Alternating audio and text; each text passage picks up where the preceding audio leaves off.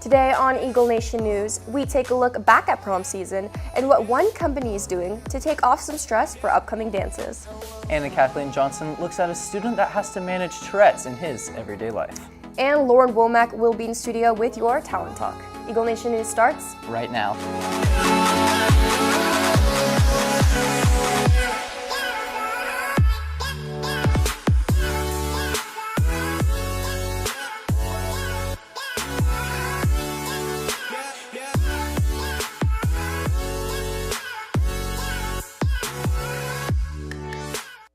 Good afternoon, Prospera High School. Today is Wednesday, May 22nd. I'm Christina Folsom. And I'm Braden Brandvold. Prom season came and went about a month ago, but some are already planning for next year. For those who are, you're actually not alone, because what one company is doing could potentially take the burden off of your wallet. And if you weren't planning on going, you may want to reconsider.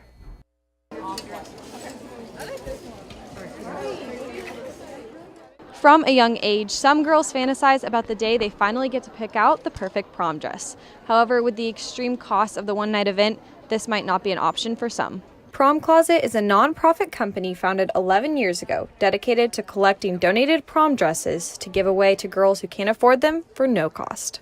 Well, I think the mission is to help each girl find her ideal outfit, which I think is a real a confidence booster and helps them feel the support of the community for their special night, which is really a milestone in the senior year. This is actually our 11th year, so it started with a couple of women in the church. One of their daughters was a high school teacher, and she said, you know, Mom, there's some high school girls who can't go to prom because they can't afford to get a dress. When you look good, you feel good, and it's, I think, empowering to each individual. This year we started with 4,204 dresses. We've had more than 300 more dresses donated during this week. They go into the prom closet about 5 girls at a time, and the dresses are organized by size and somewhat by color and length. And they look around, they choose 5 dresses, go back to the fitting rooms, try them on. And then when they find their ideal dress, they go to the accessories area and pick their jewelry and shoes and so on. I was able to find a prom dress, which I really liked, and I came here with, I don't know, not a bad mindset, but I'm just like, oh, what if I don't find something? Oh my goodness. And I'm so happy I did. Thank you so much, and it really is helpful because it's free and they have so much to choose from. Prom Closet has given girls the opportunity to make irreplaceable high school memories and remove the financial aspect to give them the night they'll never forget. In Plano, I'm Haley Brown reporting for Eagle Nation News. The U.S. Postal Service took one step further towards the future of technology. On Tuesday, what are self-driving trucks are soon to be hauling mail between Phoenix and Dallas. This is a 2-week test to determine how efficient this may be. Frisco native Malin Jarman competed on the 16th season of The Voice. Her coach, Grammy winner John Legend, helped her take the title home this year as the 16th winner of the show.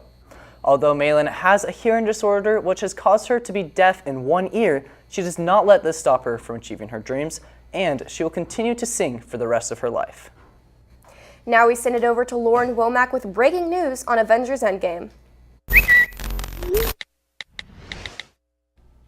John Wick Chapter 3 recently took down Avengers End Game with a $57 million debut. This was not the only chart the movie topped. It hit a franchise record overseas, making a grand total of $92 million in its debut weekend. Endgame had a good run being on top for 3 weeks, but sadly, its reign had to come to an end.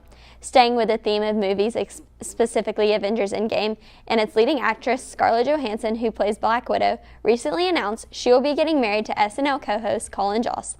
The couple has recently been dating 2 years, but has not announced when they will be tying the knot.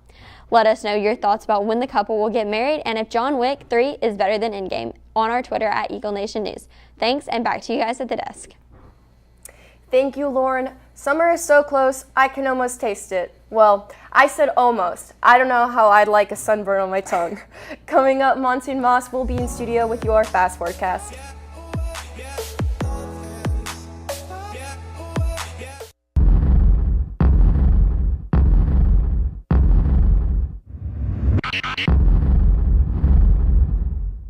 Wait, don't leave your trash on the tables. Yes, the custodians are here to clean the school, but they are not here to pick up after you. So please, throw away your trash. Many of you may be worried about the weather will be like to start the summer. Monty Moss is in studio with today's weather update. Today the high will be 89 with a low of 73. As summer approaches, the temperatures will continue to rise. This week will bring high levels of humidity and isolated thunderstorms. We'll get a break from the thunderstorms on Friday. However, Saturday there will be yet another chance of precipitation.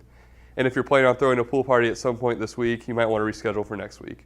Well, that's all the time I have for you today. I'm Jackson Moss. Back to you guys at the desk. This is awesome.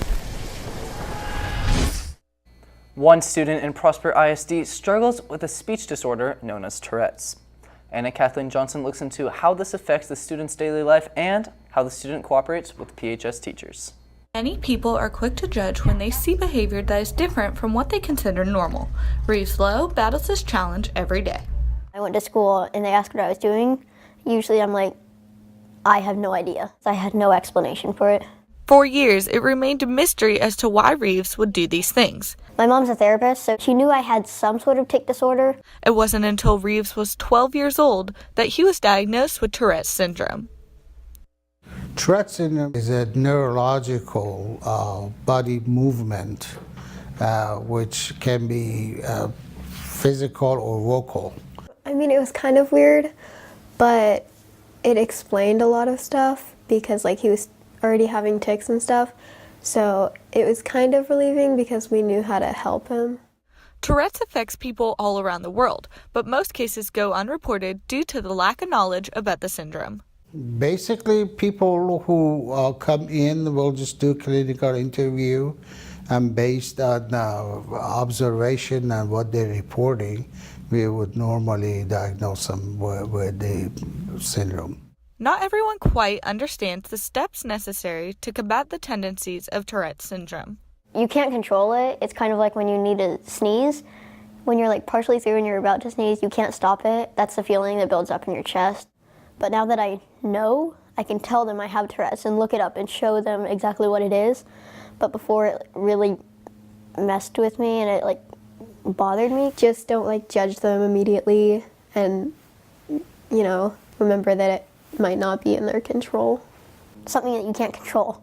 It's like telling someone not to breathe and making fun of them because of that. It just makes no sense. And I just want people to be aware of that because it's just such a teased topic everywhere you go.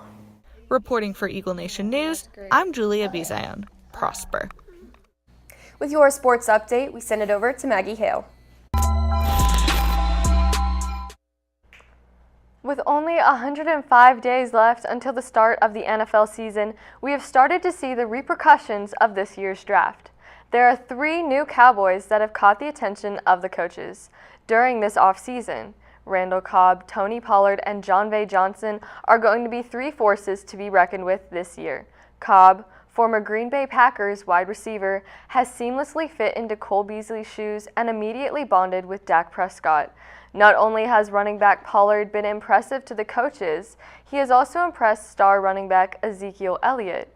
Johnson has proven himself to be an absolute unit on the field.